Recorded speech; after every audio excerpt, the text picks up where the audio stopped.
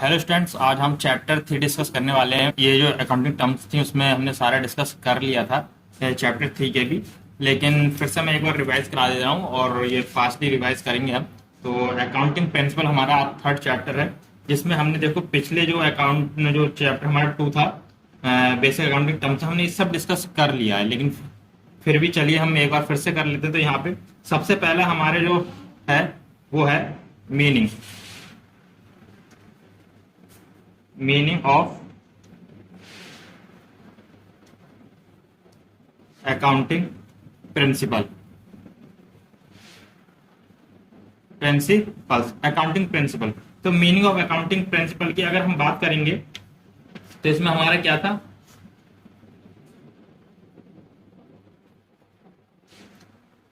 एक तो इसके अंदर हमारा था गैप, GAAP, गैप। इसकी फुल फॉर्म क्या थी? Generally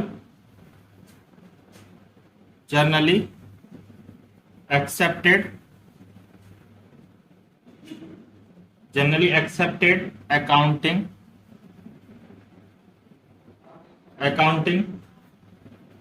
principal.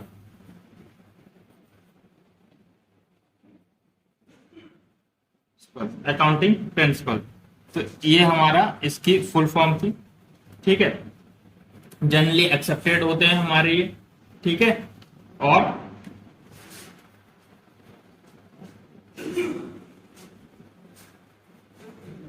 वो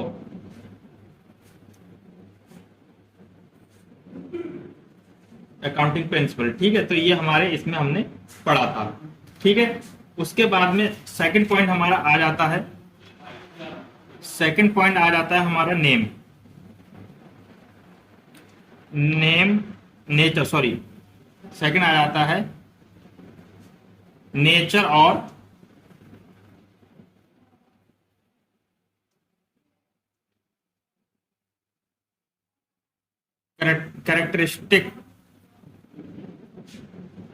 characteristics of accounting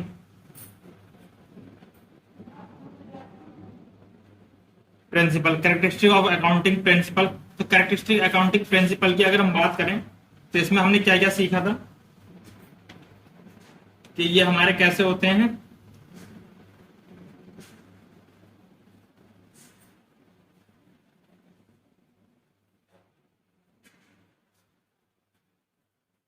set of rules, है ना, सेट ऑफ रूल्स होते हैं। ठीक है, दूसरा मैन मेड होते हैं। ठीक है, एंड तीसरा इसमें हमारा थर्ड था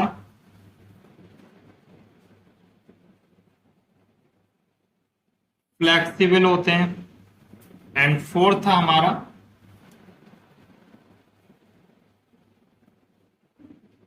जनरली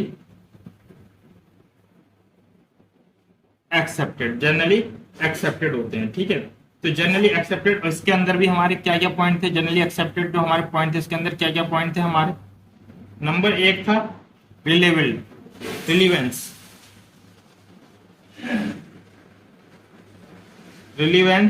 ठीक है, ए था ये। फिर बी था हमारा ऑब्जेक्टिविटी।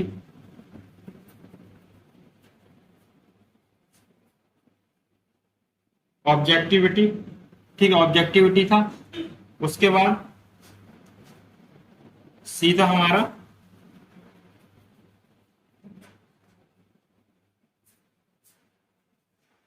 फैसिलिटी। ठीक है, तो रिलीवेंस मतलब रिलीवेंस होना चाहिए कि जो भी हमारी इंफॉर्मेशन रिजल्ट है वो क्या है, रिलेटिव होनी चाहिए किससे? अकाउंट से। ठीक है, उसके अंदर ऑब्जेक्टिविटी हमारी क्या है कि भाई जो पर्सनल बेस है उससे ये फ्री होना चाहिए, कि किसी भी हमारे पर्सनल फायदे के लिए कोई भी हम ऐसी एक्टिविटीज में नहीं करेंगे जो हमें इंडिविजुअली पर्सनली बेनिफिट पहुंचाती है। अगर ऐसा हम कुछ भी करते हैं तो वो क्या है, ऑर्गेनाइजेशन के लिए लॉस में ले जाएगी। फिर दूसरी ये है हमारी फैसिलिटी, मतलब इसमें फैसिलिटी मतलब इसमें कोई भी कॉम्प्लेक्सिटी हम क्रिएट नहीं करेंगे। जो भी प्राइस वगैरह कॉस्ट वगैरह थी उसमें कोई भी कॉम्प्लेक्सिटी हम नहीं करेंगे, मतलब जटिलता कोई भी मुश्किल क्रिएट नहीं करेंगे। ठीक है, तो ये हमने इसके अंदर डिस्कस कर लिया था। ठीक, अब सेकंड पॉइंट, तो यहां तक हम ये नेचर ऑफ करेक्टरिस्टिक तक पहुंच गए। ठीक है, फिर हमने करा था नीड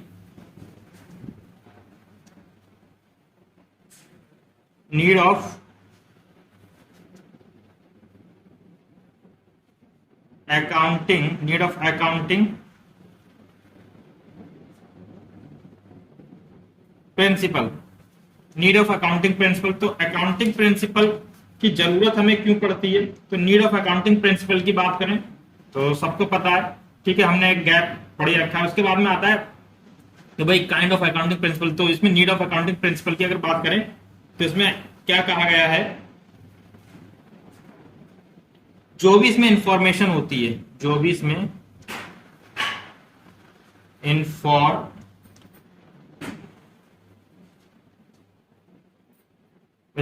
इंफॉर्मेशन होती है वो कैसी होनी चाहिए?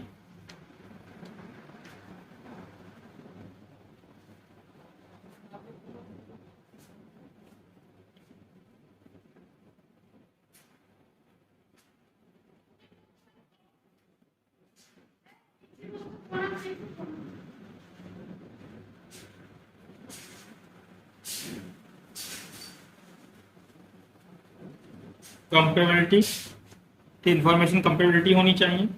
ठीक है, और जो हम किसके बेस पे कर सकते हैं? अकाउंटिंग प्रिंसिपल के बेस पे कर सकते हैं। ठीक है, और क्या था हमारा?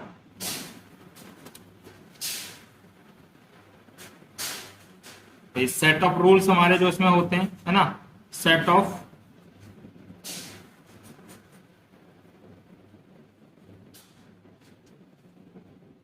सेट ऑफ रूल्स होते हैं उसे हम किससे जानते हैं? पॉलिसीज। ठीक है, हम उसे कह सकते हैं पॉलिसीज। ठीक है, जो क्या करती है, हमें प्रोवाइड करती है किस तरीके से अकाउंट करने। फिर principle and the convention,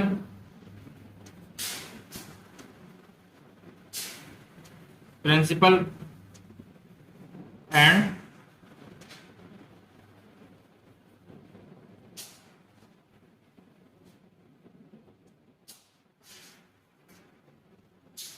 and convention. ठीक है,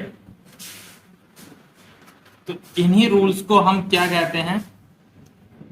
gap, general accounting acceptance principle. ठीक है, इन्हीं रूल्स को हम बोलते हैं। उसके बाद में तो ये क्लियर हो गया। अब आते हैं हम kinds of principal.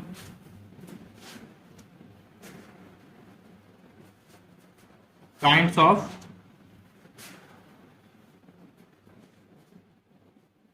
Accounting principle. Kinds of accounting principle की अगर हम बात करेंगे तो इसमें हमारे क्या क्या है?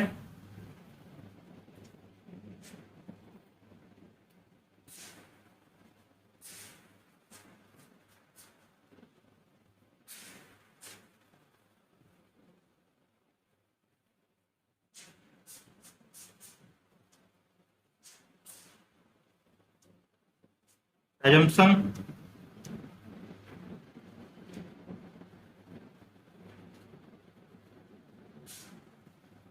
conventions,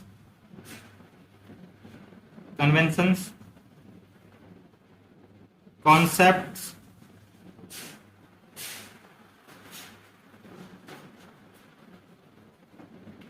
doctrines,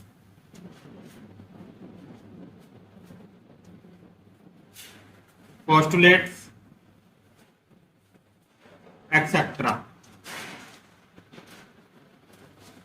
तो इन प्रिंसिपल को हम अगर कहें, इसके अंदर हम क्या क्या करते हैं? एजम्पशन करते हैं, कन्वेंशन होता है हमारा, कॉन्सेप्ट्स होते हैं। ठीक है, और फिर हमारा होता है डॉक्ट्रिनेस होता है, और उसके बाद में पोस्टुलेट होता है। अब इसे भी हम क्या है, दो तरीके से डिवाइड कर सकते हैं। एक तो फर्स्ट हमारा आ जाएगा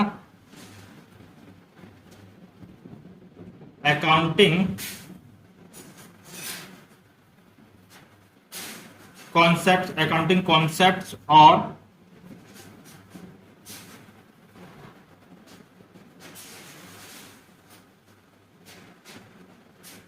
एजम्पशन। सेकंड है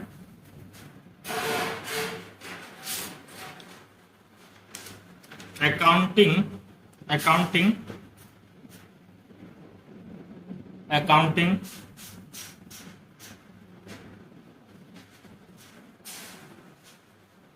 कन्वेंशन, अकाउंटिंग कन्वेंशन। अगर हम बात करें अकाउंटिंग एजम्पशन, तो इसे पता है सबको क्या होती हैं ये।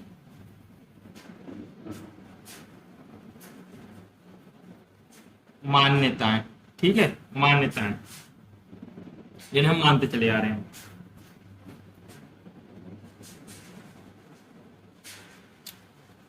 तो कह रहे हैं ये जो हमारे होते हैं अकाउंटिंग, जो ये है हमारा फर्स्ट, तो ये क्लियर हो गया। सबसे पहले ये इतना समझ लेते हैं हम, ठीक है। तो अकाउंटिंग कॉन्सेप्ट और एजम्पशन ये हमारे दो कैटेगरी में डिवाइड किया गया। अब आइए अब हम समझ लेते हैं थोड़ा सा।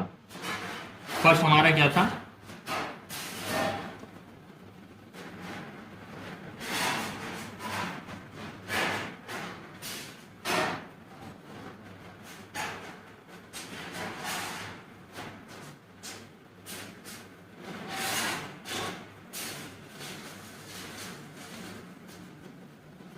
तो अकाउंटिंग कॉन्सेप्ट एंड एडॉप्शन था, इसे हम समझ लेते हैं। अगर हम इसकी बात करें तो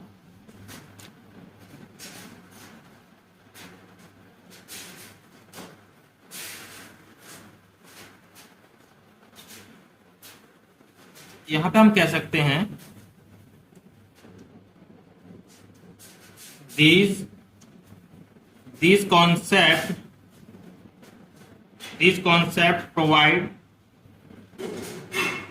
provide a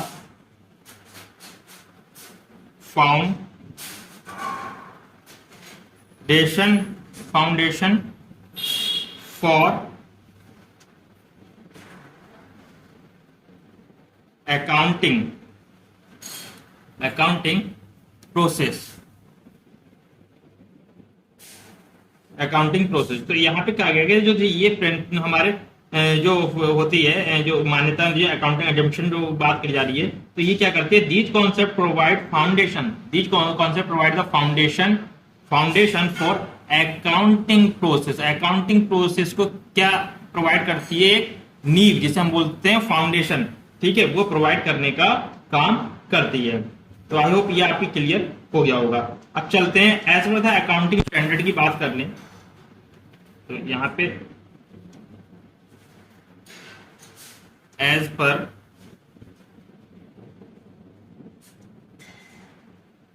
accounting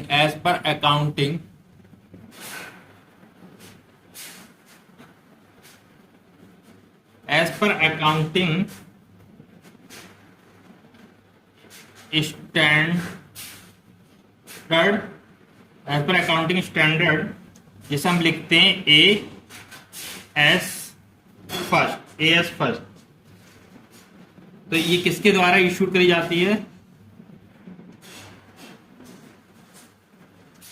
issued by the Institute of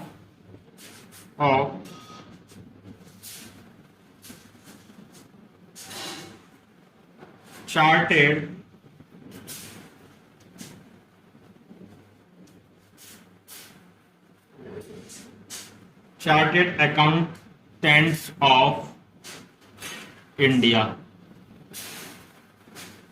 तो ये जो हमारे अकाउंटिंग स्टैंडर्ड जो रिलीज किए जाते हैं, इशूड किए जाते हैं, वो किसके द्वारा किए जाते हैं, institute of chartered accountants of India के द्वारा रिलीज किए जाते हैं। तो यहां पे कहें कि फंडामेंटल अकाउंटिंग कॉन्सेप्ट जो हमारे हैं कौन कौन से, number 1 going concern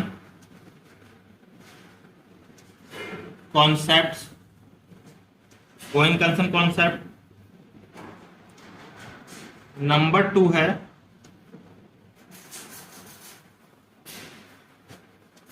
consistency. Consistency concept. Number 3 है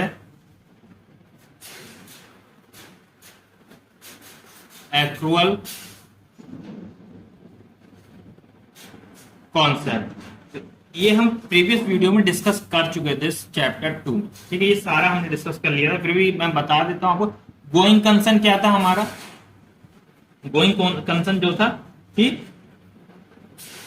चलता रहेगा, ठीक है।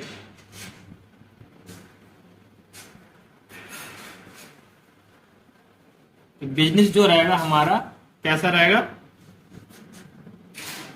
कंटिन्यू। बिजनेस हमारा रहेगा कंटिन्यू, मतलब चलता रहेगा, ठीक है। जो हम बिजनेस स्टार्ट करते हैं तो किस पर्पज से करते हैं? Long future, long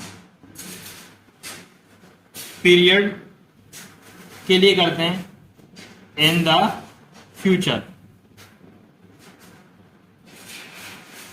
in the future, ठीक है। लॉन्ग पीरियड के लिए करते हैं। दूसरा हमारा था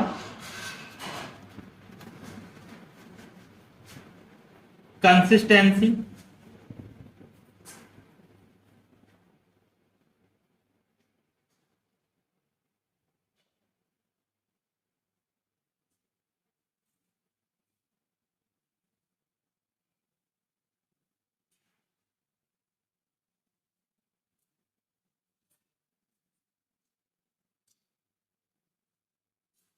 इसमें हम क्या करते हैं? सेकंड जो था हमारा, जो भी हम अकाउंटिंग मेथड को यूज कर रहे हैं, वो क्या है?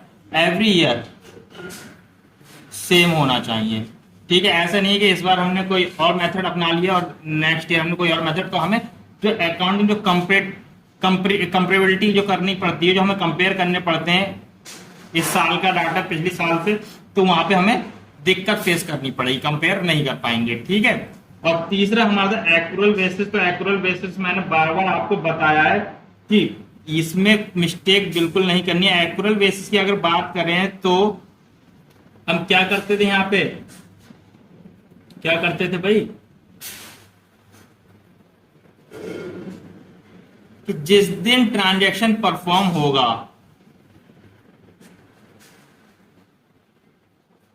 ट्रांजैक्शन जिस दिन परफॉर्म होगा उसी दिन हम उसे क्या कर देंगे?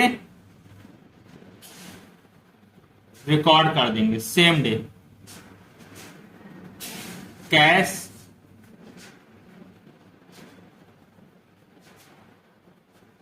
रिसीव और नॉट, ओके। कैश रिसीव हो या ना हो, लेकिन हम ट्रांजैक्शन उसी दिन रिकॉर्ड कर देंगे, ठीक है। ये हमारे एक्रूअल बेसिस पे था, ठीक है। एक हमारा होता है कैश बेसिस, ठीक। कैश बेसिस होता है अकाउंटिंग, तो वो हम जैसे कौन करते हैं भाई? डॉक्टर हो गए, ठीक है, सीए हो गए, मतलब जो प्रोफेशनल कुछ होते हैं जहां पे सिर्फ कैश आएगा तभी हम रिकॉर्ड करेंगे, अदरवाइज नहीं करेंगे, ठीक है। तो वो कैश बेसिस कहलाती है। जो कैश आएगा तभी हम रिकॉर्ड करेंगे, कैश बेसिस हो जाएगा, ठीक है। तो आई होप ये आपके going concern, consistency, accrual concept आपके क्लियर हो गए होंगे, ठीक है। और अदर अकाउंटिंग एडिप्शन हमारी क्या है?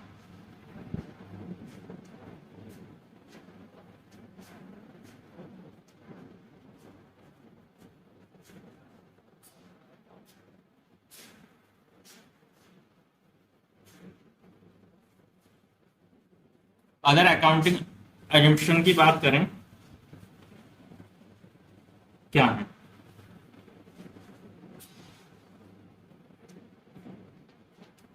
नंबर 4 आ जाता है हमारा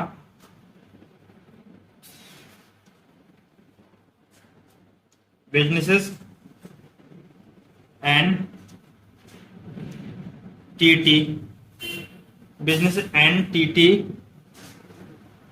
business entity concept, business entity concept. Number 5, money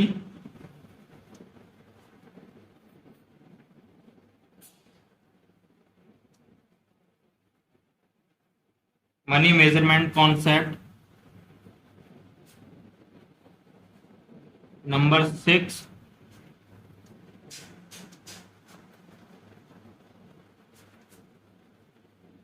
accounting period concept. 7 है cost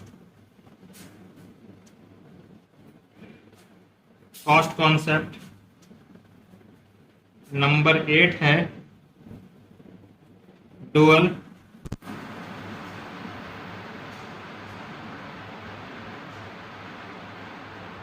dual expect concept. 9,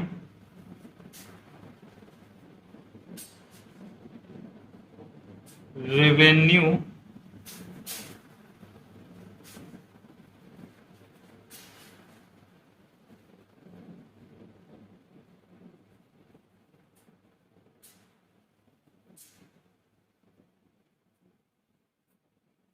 concept, revenue recognition concept. और 10th है हमारा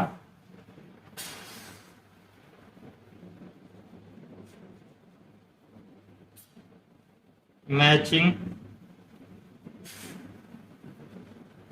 कॉन्सेप्ट्स। मैचिंग कॉन्सेप्ट्स 11 है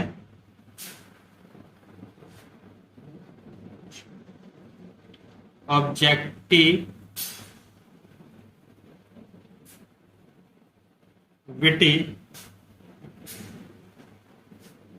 कॉन्सेप्ट। तो ये हमारे 11 कॉन्सेप्ट हो गए। बिजनेस एंटिटी कॉन्सेप्ट क्या है हमारी, इसमें मैंने बताया था कि बिजनेस एंड ऑनर दोनों क्या होते हैं, अलग अलग होते हैं, डिफरेंट होते हैं। ठीक है, बिजनेस एंड ऑनर दोनों अलग अलग होते हैं, ये मैंने बताया था आपको। ठीक है, ऑनर क्या करता है, बिजनेस को देता है कैश, किस रूप में, कैपिटल, वो क्या कहलाती है, कैपिटल। ठीक है, और बिजनेस से कमा के देता है। ठीक है, फिर मनी मेजरमेंट कॉन्सेप्ट में मैंने बताया था आपको कि इसमें जो भी ट्रांजैक्शन हम परफॉर्म करते हैं बिजनेस, वो हम किस में मेजर करते हैं, मॉनेटरी टर्म्स में। ठीक है, मॉनेटरी टर्म्स में करेंगे। ठीक है, जो भी ट्रांजैक्शन होंगे उसे हम मनी में मेजर करेंगे, वैल्यू करेंगे। अकाउंटिंग पीरियड कॉन्सेप्ट हमारा क्या होता है कि अकाउंटिंग पीरियड की अगर बात करेंगे तो हमारा ये क्या है, एक बिजनेस की लाइफ है कि भाई जब तक हम जिंदा रहेंगे करते रहेंगे।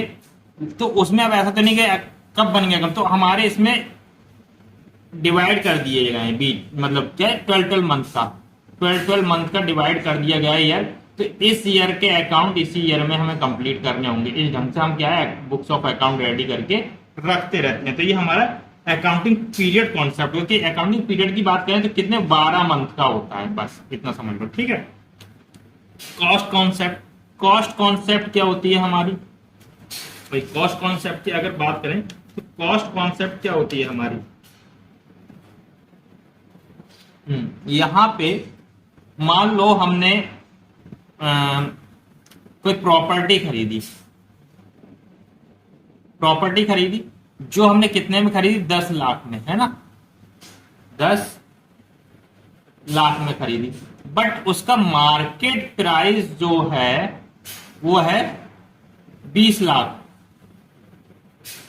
तो हम कौन सा अमाउंट रिकॉर्ड करके चलेंगे, तो भैया यहाँ पे हिस्टोरिकल कॉस्ट करके आपने कुछ सुना होगा, हमने प्रीवियस वीडियो का। तो हिस्टोरिकल कॉस्ट हमारी क्या है, 10 लाख। तो हम 10 लाख ही रिकॉर्ड करके चलेंगे, हमें मार्केट प्राइस से कोई मतलब नहीं है।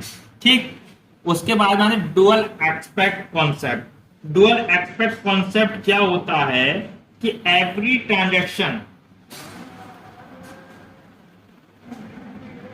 कि एवरी ट्रांजेक्शन, यहाँ पे कह सकते हैं कि भाई जो भी हमारा ट्रांजेक्शन हुआ, every transaction is recorded is having A dual aspect, मतलब एक हमारा डेबिट साइड होती है और एक हमारी होती है क्रेडिट साइड। तो जो भी हम ट्रांजेक्शन रिकॉर्ड करते हैं वो क्या है, दोनों साइड रिकॉर्ड करेंगे, ठीक है, दोनों साइड रिकॉर्ड करके चलेंगे। इसी को हम डुअल एस्पेक्ट कॉन्सेप्ट कहते हैं और इनका बैलेंसिंग भी हम क्या करेंगे,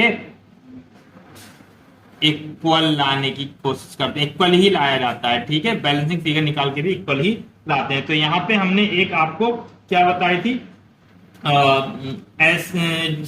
इक्वेशन बताई थी, इसी को हम क्या बोलते हैं, डबल एंट्री सिस्टम भी बोलते हैं, इसी को हम बोलते हैं डबल एंट्री सिस्टम, ठीक है, डबल एंट्री सिस्टम। तो यहां पे हमने एक आपको इक्वेशन बताई थी, तो इक्वेशन हमारी क्या थी, एसेट इक्वल टू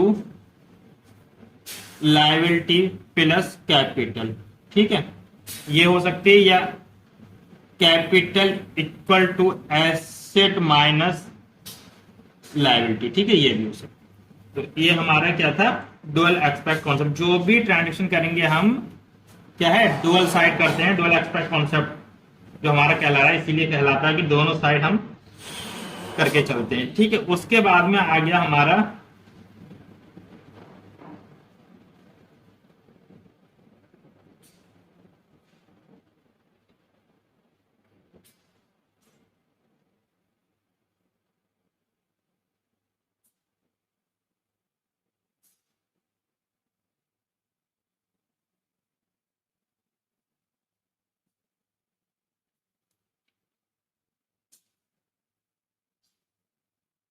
तो रेवेन्यू की अगर हम बात करें तो रेवेन्यू हमारा क्या होता है, रेवेन्यू की अगर बेटा हम बात करेंगे तो रेवेन्यू क्या होता है, हमने प्रीवियस वीडियो में डिस्कस करा था, क्या होता है रेवेन्यू हमारा।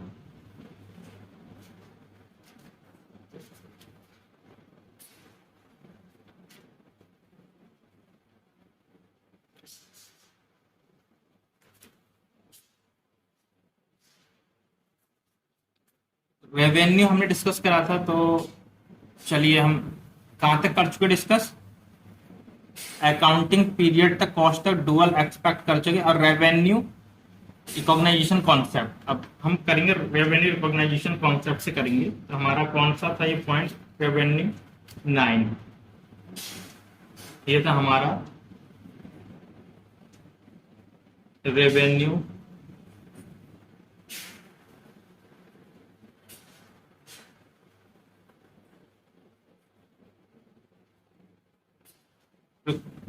रेवेन्यू रिकॉग्नाइजेशन, या फिर हम इसे कह सकते हैं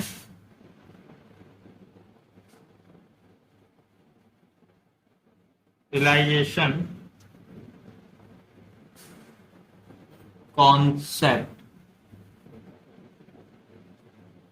रियलाइजेशन कॉन्सेप्ट, ठीक, रियलाइजेशन कॉन्सेप्ट। तो रेवेन्यू रिकॉग्निशन कॉन्सेप्ट हमारा क्या था, जो रेवेन्यू रिकॉग्नाइज कॉन्सेप्ट होता है हमारा किस बेसिस पे होता है, सबसे पहले तो ये समझ लो, ये हमारा होता है एक्रूअल बेसिस। एक्रूअल बेसिस पता है ना क्या होता है, कि जिस दिन हमारा क्या होगा, ट्रांजेक्शन होगा, उसी दिन हम उसे रिकॉर्ड कर लेंगे, ठीक है।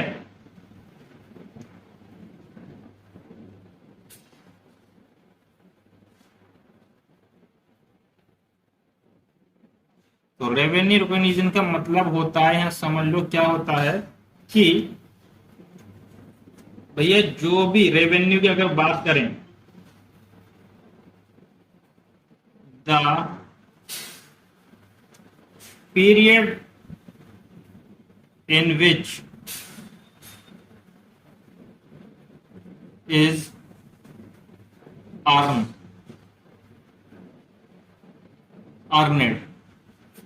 ठीक है, earned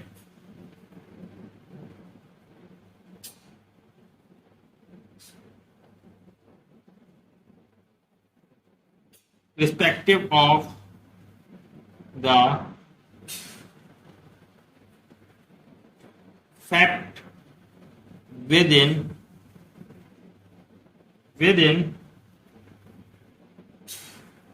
it is received, received और नॉट। तो इस पे एम्फेसाइज किया जा रहा है रिसीव्ड और नॉट। भैया रिसीव हो या ना हो, जब हुआ है तभी हम उसे क्या कर लेंगे, क्या कर लेंगे, रिकॉर्ड। ठीक है, रेवेन्यू। तो ये हमारा रेवेन्यू रिकॉग्नाइजेशन हो गया भाई, अर्न हुआ या नहीं हुआ।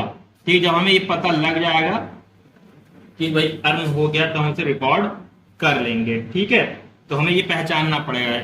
ठीक है, उसके बाद में फिर से हमारा पॉइंट कौन सा था, नेक्स्ट पॉइंट हमारा कौन सा था बेटा,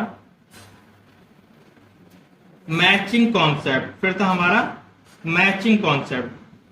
फिर टेंथ था हमारा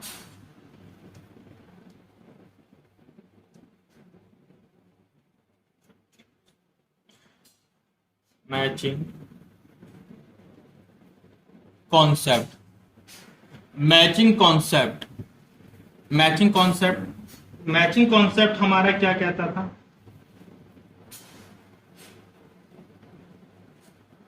मैचिंग कॉन्सेप्ट में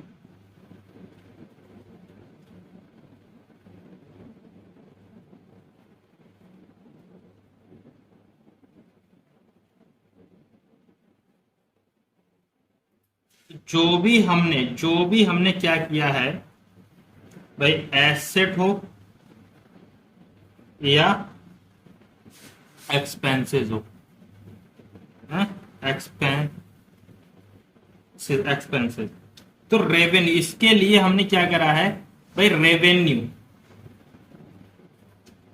रेवेन्यू अर्न करने के लिए हमने कुछ ना कुछ क्या करे होंगे, एक्सपेंसेस किया होंगे, या एसेट को हमने एक्वायर करने के लिए, परचेज करने के लिए हमने कुछ ना कुछ एक्सपेंसेस किए होंगे। ठीक है, तो उन एक्सपेंसेस को करें कि मैचिंग, मैचिंग कॉन्सेप्ट क्या करें, तो उसी पीरियड में क्या जो हमारा पीरियड होगा, मान लो 2023 है, तो इस ईयर में हमने किसी एसेट को बनाने में खर्चा किया या हमने कुछ एक्सपेंसेस किए। ठीक है, जैसे भाई सैलरी वगैरह हो गया, ये सब हो गया, तो एम्प्लॉयज को, तो ये हमारे उसी पीरियड से रिलेटेड होना चाहिए। तो किस पीरियड से रिलेटेड होना चाहिए, 2020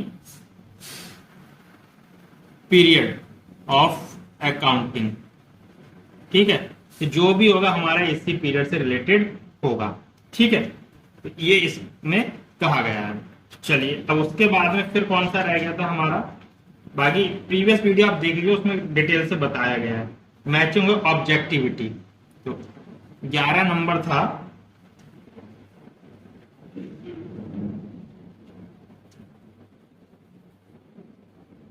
ऑब्जेक्टिविटी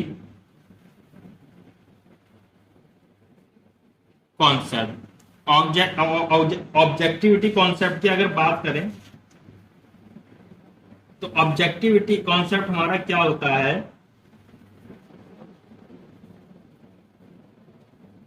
तो जो भी इसमें ट्रांजैक्शन हम कर रहे हैं बेटा, जो भी ट्रांजैक्शन इसमें कर रहे हैं ना, उसकी हमारे पास क्या होनी चाहिए,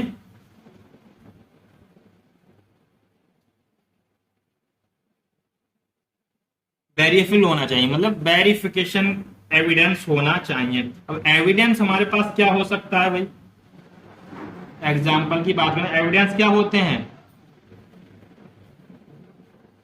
इनवॉइसेस, बिल, जिसे हम कैश मेमो भी बोलते हैं। ठीक है, तो ये हमारे क्या होते हैं, उस ट्रांजैक्शन को वेरीफाई करने का काम करते हैं। ठीक है, तो अब क्या रह गया हमारा इसमें, ठीक है, तो ये क्लियर हो गया होगा आई होप आपके। ठीक है, अब आ जाते हैं सेकंड, फर्स्ट था, अब हमारा सेकंड है। सेकंड क्या है,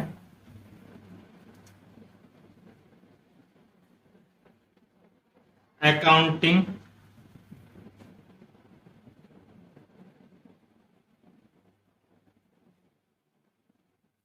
अकाउंटिंग कन्वेंशंस। अकाउंटिंग कन्वेंशंस हमारी क्या कह रही हैं इसमें, तो यहां पे हमसे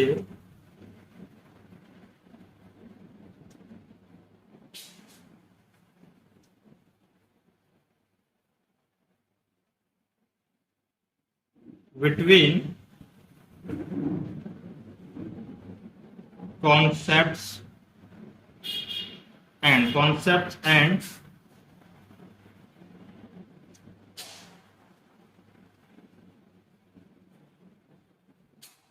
कन्वेंशन, कॉन्सेप्ट एंड कन्वेंशन। तो यहाँ पे हमसे क्या डिफरेंट पता किए जा रहे हैं, distinction between concept and convention वो हमें बताए जा रहे हैं। तो कन्वेंशन ऑफ फुल डिस्क्लोजर, तो फर्स्ट है हमारा इसमें convention of full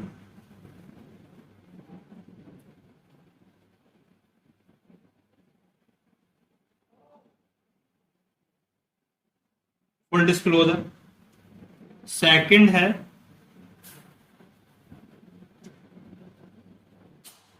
convention of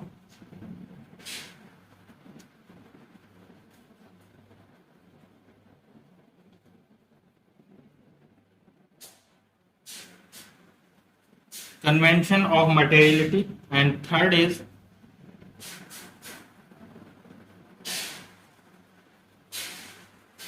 convention of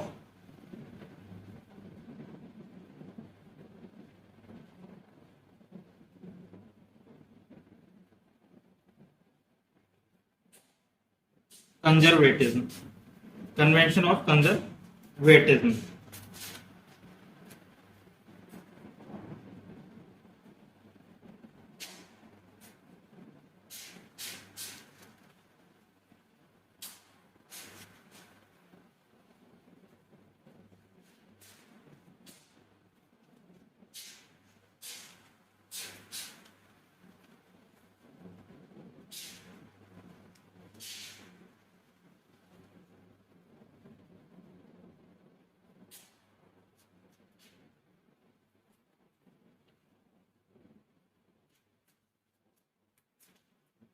तो फर्स्ट हमारा पॉइंट था full disclosure, convention of full disclosure. तो फुल डिस्क्लोजर की अगर बात करें तो इसमें कहा जा रहा है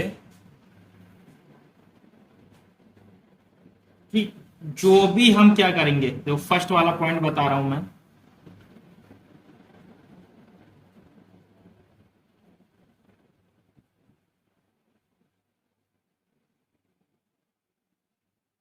विच एवर वी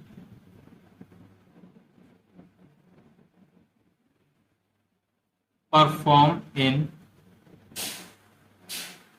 बिजनेस, मतलब जो भी हम बिजनेस परफॉर्म कर रहे हैं और वो रिलेटेड किससे होना चाहिए,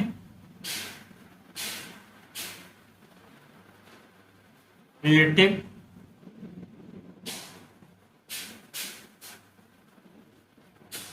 with business, relative with business मतलब बिजनेस से जो भी रिलेटेड होगा। ठीक है, अब चाहे वो लॉस हो या प्रॉफिट हो, लॉस हो या प्रॉफिट हो, हम उसे क्या करेंगे, शो करके चलेंगे, शो करके चलेंगे। बिजनेस में हम उसे शो करेंगे, रिकॉर्ड करके चलेंगे। अगर कुछ भी हमें एडिशनल बताना है तो उसे हम बोलते हैं फुट नोट। फुट नोट में उसे हम राइट डाउन कर देंगे। ठीक है, कुछ भी हो उसमें हमारा क्या हो सकता है,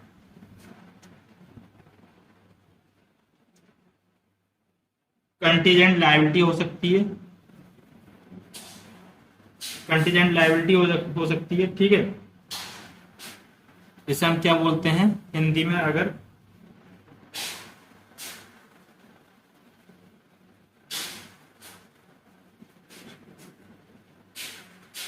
आकस्मिक देयता।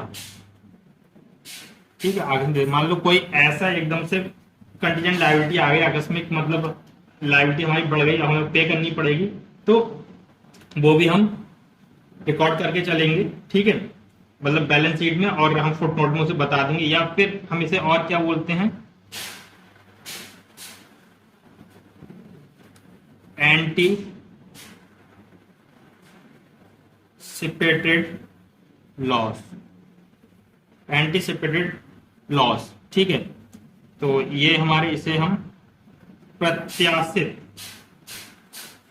प्रत्याशित हानि, प्रत्याशित हानि। ठीक है, तो इतना बस आपको समझना है इसमें, बाकी कुछ नहीं है। ठीक है, मतलब इसी को हम फुल्ली डिस्क्लोजर कहते हैं। ठीक है, डिस्क्लोज कहते हैं, जो भी है भैया फुल्ली डिस्क्लोज कर दो, मतलब पूरी तरीके से इन्फॉर्मेशन दे दो, कुछ भी हाइड एंड सीक नहीं करना, मतलब कुछ भी छुपाना, हमें हाइड एंड सीक नहीं खेलना है। ठीक है, उसके बाद में अब हमारा कौन सा रह गया था बेटा पॉइंट? सेकंड था हमारा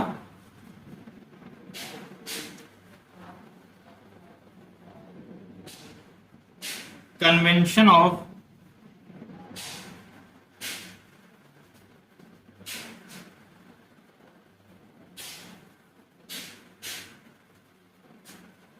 मटेरियलिटी। मटेरियलिटी की अगर हम बात करें, मटेरियलिटी, तो मटेरियलिटी क्या होती है अब ये समझ लीजिएगा। ठीक है, वैसे प्रीवियस वीडियो हम डिस्कस कर चुके हैं ये सब। देखो भाई, सिंपल से वर्डों में समझ लो, पीछे वीडियो हम समझ चुके हैं, तो आप देख लेना। इसमें जो भी चीज होगी, जो भी चीज होगी वो क्या होनी चाहिए? सिग्निफिकेंट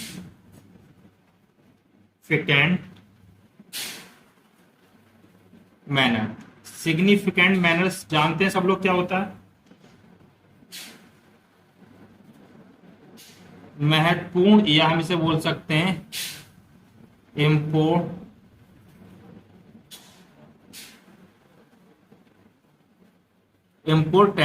इम्पोर्टेंट, ठीक है, इम्पोर्टेंट होना चाहिए, तो इम्पोर्टेंट होना चाहिए। अब देखिए भाई, कोई चीज है, एग्जाम्पल ले लो, यहाँ पे एग्जाम्पल की बात करें तो कोई कौन है? टाटा या अंबानी है, जिनके 100 रुपए कहीं लॉस्ट, मतलब खो गए। ठीक है, और एक हमारा कौन है भैया? बैगर है, मतलब भिखारी, उसके 100 रुपए कहीं खो गए। ठीक है, तो भाई किसे फर्क पड़ेगा 100 रुपए खोने का और किसे नहीं पड़ेगा? तो जाहिर सी बात है, टाटा बिरला है, इन्हें कोई फर्क नहीं पड़ेगा, बट इसे फर्क पड़ेगा। तो अब समझ में आ रहा है? तो इनके लिए ये क्या हो गया? Not material, not material. इसके लिए क्या हो गया? ये मटेरियल, मतलब भाई इसके लिए क्या हो गया? ये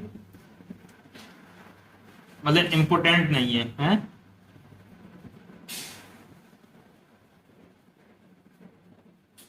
टेंट नहीं है, लेकिन इसके लिए इंपोर्टेंट है, इसके लिए इंपोर्टेंट है। ठीक है, तो ये हमारी बात हो गई। अब लास्ट सार हमारा रह गया है, लास्ट हमारा रह गया है कन्वेंशन ऑफ कंजर्वेटिज्म। अब है थर्ड है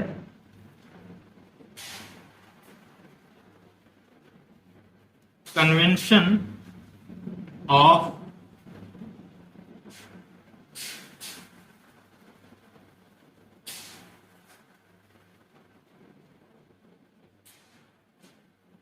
कंजर्वेटिज्म। कन्वेंशन ऑफ कंजर्वेटिज्म, तो कन्वेंशन ऑफ कंजर्वेटिज्म, या इसी को हम क्या कह सकते हैं?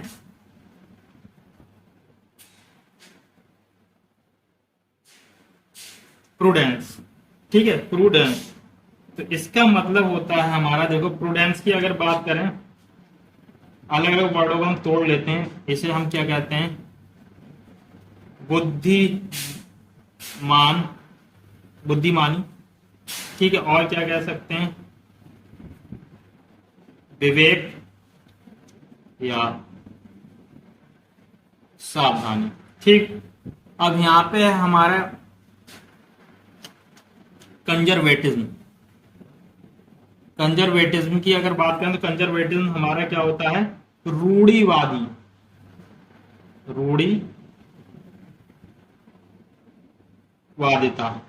रूढ़िवादिता मतलब पुरानी रूढ़िवादिता, मतलब हम एक चीज पकड़े चले आ रहे हैं। ठीक है, यह कह सकते हैं इसे अपरिवर्तनशील वाद। ठीक है, ये इनके मतलब है। तो सिंपल सा अब आप समझ गए होंगे कि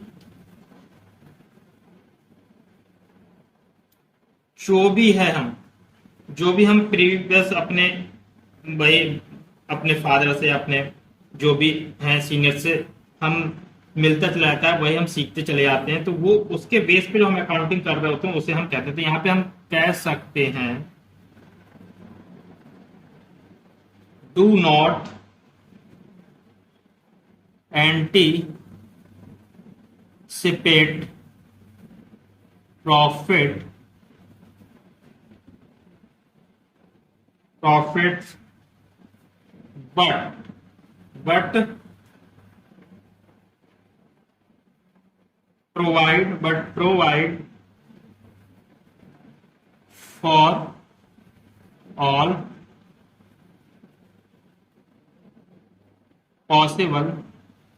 possible losses। ठीक है, तो रूढ़ी बात है ये हमारी क्या कहा जा रहा है यहाँ पे। एग्जांपल समझिए, यहाँ पे क्या गया है, डू नॉट एंटीसिपेटेड प्रॉफिट। भाई कोई भी ऐसा प्रॉफिट हम जो है अप्रत्याशित वो रिकॉर्ड करके नहीं चलेंगे जो हमें लॉस से है, उसका हम प्रोविजन बना के चलते हैं। तो यहाँ पे जो हम प्रोविजन बनाते हैं, तो यहाँ पे क्या होता है, जैसे जो हमारे क्रेडिटर्स होते हैं, क्रेडिटर्स ऑफ प्रोविजन होता है, प्रोविजन फॉर क्रिएशन क्रेडिटर्स बोलिए, क्रिएशन ऑफ प्रोविजन फॉर किसके लिए, डाउटफुल डेट्स। ठीक है, डाउटफुल डेट जो हमारे होते हैं। ठीक है, तो इसे हम रिकॉर्ड करके चलते हैं। रिकॉर्ड मतलब इसे हम बुक्स ऑफ अकाउंट में रिकॉर्ड करके चलते हैं। नंबर 2 हमारा, ये नंबर 1 था। नंबर 2 जो क्लोजिंग स्टॉक होता है, बार बार ये भी आपको बता चुका हूं, क्लोजिंग स्टॉक वो हम वैल्यूड करते हैं एंड ऑफ द ईयर। किस पे,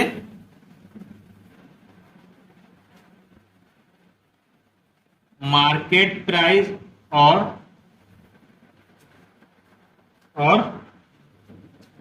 जो वैल्यू होती है एक्चुअल, जो भी कम होगी, जो भी वैल्यू हमारी क्या होगी, या कह सकते हैं विच एवर